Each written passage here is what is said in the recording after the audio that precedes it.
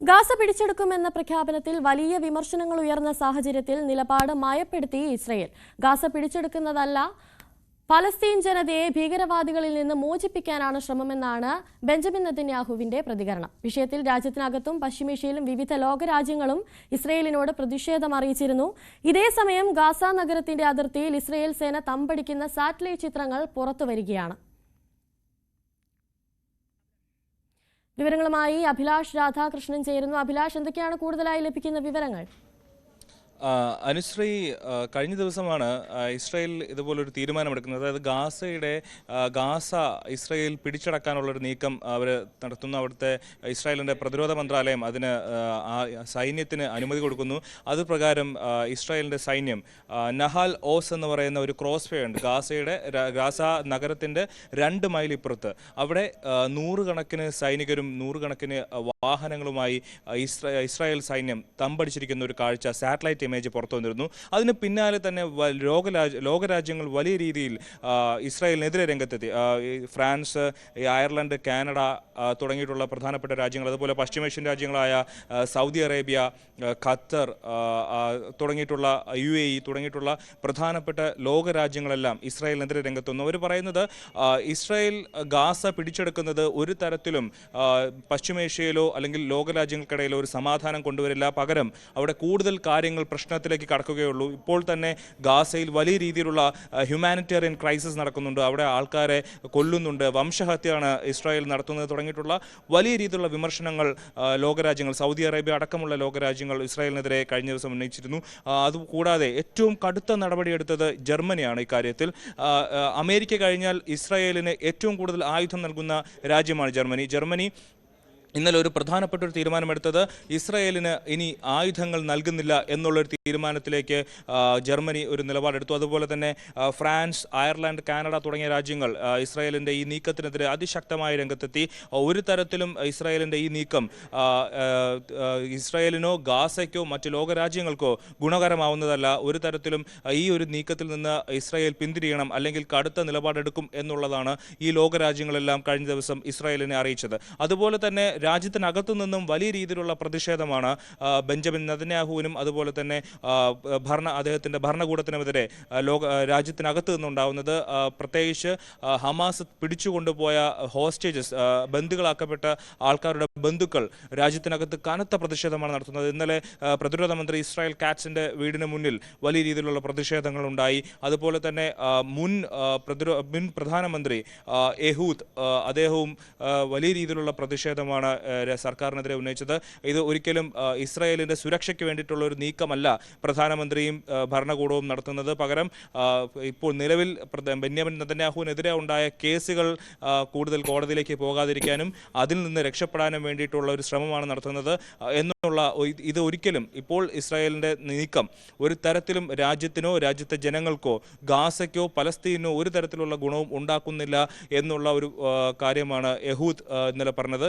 അതോടുകൂടി തന്നെ വലിയ രീതിയിൽ സമ്മർദ്ദം തങ്ങൾക്ക് മേൽ വന്നതോടുകൂടി തന്നെ നിലപാട് ചെറിയ രീതിയിൽ മയപ്പെടുത്തിയിരിക്കുകയാണ് ഇസ്രായേൽ പ്രധാനമന്ത്രി ബെന്യാമിൻ നെതന്യാഹു. അദ്ദേഹം പറയുന്നത്, നമ്മൾ ഒരിക്കലും ഇസ്രായേലിനെ പിടിച്ചടക്കി ഗാസയെ പിടിച്ചടക്കി ഇസ്രായേലിൻ്റെ ഭാഗമാക്കാനുള്ളൊരു നീക്കമല്ല. പകരം ഗാസയെ തീവ്രവാദികളിൽ നിന്ന്, ഭീകരവാദികളിൽ നിന്ന് രക്ഷിച്ച് അവരെ സ്വതന്ത്രരാക്കി ഏതെങ്കിലും ഒരു സൗഹൃദ മുസ്ലിം രാഷ്ട്രത്തിന് കൈമാറുക എന്നുള്ളതാണ് തങ്ങളുടെ ലക്ഷ്യമെന്നാണ് ഇപ്പോൾ ഏറ്റവും അവസാനമായിട്ടുള്ള ഒരു നിലപാട് പ്രഖ്യാപിച്ചിരിക്കുന്നത് ബെന്യാമിൻ നെതന്യാഹു. അദ്ദേഹം പറയുന്നത് ഇതുപോലെ ഹമാസ്, പലസ്തീനിയൻ അതോറിറ്റി, ഹിസ്ബുള്ള തുടങ്ങിയിട്ടുള്ള എല്ലാ ഭീകര സംഘടനകളെയും പലസ്തീനിൽ നിന്ന്, ഗാസയിൽ നിന്ന് പുറത്താക്കി അവരെയെല്ലാം നശിപ്പിച്ചിട്ട് അവിടെ ഒരു സ്വാതന്ത്ര്യം നേടിക്കൊടുക്കുക എന്നുള്ളതാണ് തങ്ങളുടെ ഉദ്ദേശം എന്നുള്ളതാണ് ബെന്യാമിൻ നെതന്യാഹു പറയുന്നത്. അതുകൂടാതെ മറ്റൊരു കാര്യം കൂടെ പറയുന്നത്, ജർമ്മനി ഇപ്പോൾ തങ്ങളുടെ മേൽ ഏർപ്പെടുത്തിയ ആയുധ ഉപരോധം അത് എത്രയും പെട്ടെന്ന് നീക്കണം. അത്തരത്തിലുള്ള ആയുധ ഉപരോധം ഒരിക്കലും ഇരു രാജ്യങ്ങൾക്കും ഗുണമാകുന്ന തരത്തിലല്ല എന്നുള്ളതാണ് ബെന്യാമിൻ നെതന്യാഹു ഇപ്പോൾ പറഞ്ഞിരിക്കുന്നത്. എന്തായാലും നമുക്ക് മനസ്സിലാകുന്നത് ലോകരാജ്യങ്ങളുടെ ഇപ്പോൾ കടുത്ത ശക്തമായ ഇപ്പോഴത്തെ നിലപാട്, ഇസ്രായേലിനെതിരായി എടുത്ത നിലപാട്, അവരെല്ലാം ഒറ്റക്കെട്ടായി നിന്നതോടുകൂടി ഇപ്പോൾ ഒരു പിന്തിരിയുന്ന ഒരു നിലപാടിലേക്ക് അല്ലെങ്കിൽ ഗാസയെ പിടിച്ചെടുക്കാനുള്ള ഒരു നീക്കം, അതിൽ നിന്ന് പിന്തിരിയാനുള്ള ഒരു നീക്കത്തിലേക്കാണ് പോകുന്നത്. പക്ഷേ ഇപ്പോഴും പറയുന്നത് ഇവരുടെ പിടിച്ചെടുക്കുക എന്നുള്ളൊരു വാക്ക് മാത്രമാണ് ഇസ്രായേൽ പിൻവലിച്ചിരിക്കുന്നത്. പകരം ഗാസയെ മോചിപ്പിക്കുക എന്നുള്ളൊരു വാക്ക് അവിടെ കൂട്ടിച്ചേർക്കുകയാണ് ഉണ്ടായത്. പക്ഷേ ഈ രണ്ട് വാക്കുകളായാലും എടുക്കുന്ന നിലപാടൊന്നും തന്നെയായിരിക്കും. സൈന്യം ഗാസയിലേക്ക് അതിക്രമിച്ചു കയറി തങ്ങൾക്ക് തോന്നുന്നവരെല്ലാം വെടിവെച്ച് കൊല്ലുന്ന ഒരു നിലപാടിലേക്ക് തന്നെയാണ് ഈ രണ്ട് വാക്കുകളായാലും ഇസ്രായേൽ എടുക്കുക. മാത്രമല്ല, രാജ്യത്തിനകത്ത് മറ്റൊരു റിസർവിസ്റ്റ് ഓർഗനൈസേഷൻ എന്നൊരു സംഘടന രാജ്യത്തുണ്ട്. അവർ ഇസ്രായേൽ പട്ടാളത്തിനോട് ആഹ്വാനം ചെയ്തിരിക്കുന്നത്, നിങ്ങൾക്ക് ഒരുപക്ഷെ വ്യക്തിപരമായി രാജ്യത്തിൻ്റെ നിങ്ങളുടെ മിലിറ്ററി ഹെഡിനോട്, തലവനോട് ഇത്തരം ഈ ഒരു നീക്കത്തിലേക്ക് പോകരുതെന്ന് പറയാൻ കഴിയില്ലായിരിക്കും. പക്ഷേ നിങ്ങൾ ഒരുമിച്ച് നിന്ന് നമ്മൾ ഗാസയ്ക്കെതിരെ ആയുധമെടുക്കില്ല എന്നൊരു തീരുമാനമെടുത്താൽ അവർക്ക് പിന്തിരിയേണ്ടി വരും എന്നുള്ളൊരു നിലപാടാണ് റിസർവിസ്റ്റ് ഓർഗനൈസേഷൻ ഇസ്രായേൽ ആർമിയിലെ വ്യക്തികളോട് അല്ലെങ്കിൽ പട്ടാളക്കാരോട് പറഞ്ഞിരിക്കുന്നത്.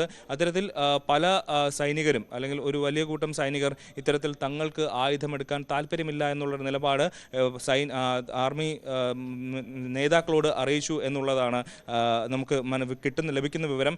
എന്തായാലും ഇസ്രായേലിൽ നിന്ന് വലിയ നീക്കങ്ങളാണ് ഗാസയ്ക്കെതിരെ നടക്കുന്നത്. അതേസമയം തന്നെ ലോകരാജ്യങ്ങളും ഇസ്രായേലിനകത്തു നിന്നും ഇസ്രായേലിൻ്റെ ഈ നീക്കത്തിനെതിരെ വലിയ രീതിയിലുള്ള പ്രതിഷേധങ്ങളും ഉയരുന്നുണ്ട്. അനുശ്രീ. അഭിലാഷ്, അതുപോലെ ഗാസ നഗരത്തിന്റെ അതിർത്തിയിൽ ഇസ്രായേൽ സേന തമ്പടിക്കുന്ന സാറ്റലൈറ്റ് ചിത്രങ്ങളാണ് പുറത്തു വന്നിരിക്കുന്നത്. ഈ ചിത്രങ്ങൾ പുറത്തു വരുന്ന ഈ ഒരു ഘട്ടത്തിൽ ഇസ്രായേലിന്റെ ഈ നയം, ഇസ്രായേലിന്റെ ഈ മാറ്റം എത്രത്തോളം സ്വാഗതാർഹമാണെന്ന് കരുതണം? ഇപ്പം പറഞ്ഞതുപോലെ തന്നെ നഹാൽ ഓസ് എന്ന് പറയുന്ന ഒരു ക്രോസ് വേ ഉണ്ട്. അതായത് ഗാസ നഗരത്തിൻ്റെ 2 കിലോമീറ്റർ 2 മൈൽ ഇപ്പുറത്തായിട്ട് ഉള്ള ഒരു സ്ഥലമാണ് ഈ നഹാൽ ഓസ് ക്രോസ് വേ എന്ന് പറയുന്നത്.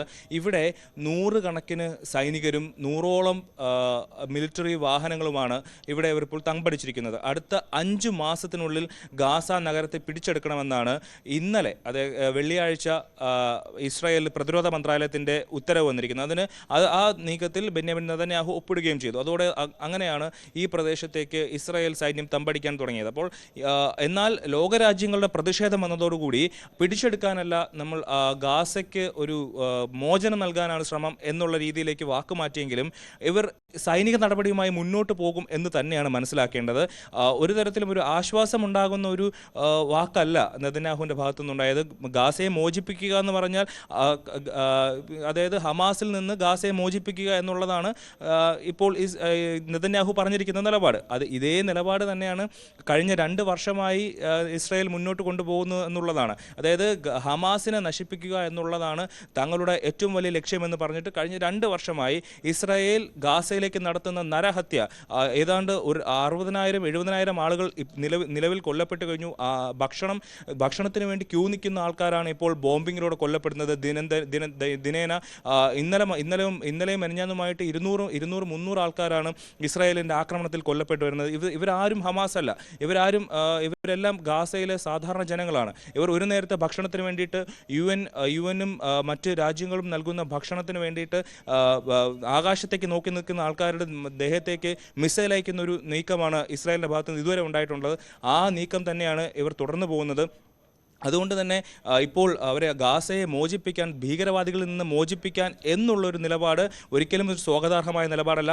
ഇപ്പോൾ ഗാസയെ പിടിച്ചെടുക്കാനുള്ളൊരു നീക്കം എന്ന് പറയുന്നത് അതിശക്തമായി ലോകരാജ്യങ്ങൾ പ്രതിഷേധിക്കുന്നത് കൊണ്ട് നിലവിൽ ഇത്തരത്തിൽ മോചനം എന്നുള്ളൊരു വാക്കിലേക്ക് അത് ഒതുക്കി എന്നുള്ളതല്ലാതെ ഇസ്രായേലിൻ്റെ നിലപാടിൽ വലിയ മാറ്റമുണ്ടെന്ന് കരുതാനാവില്ല. അനുശ്രീ.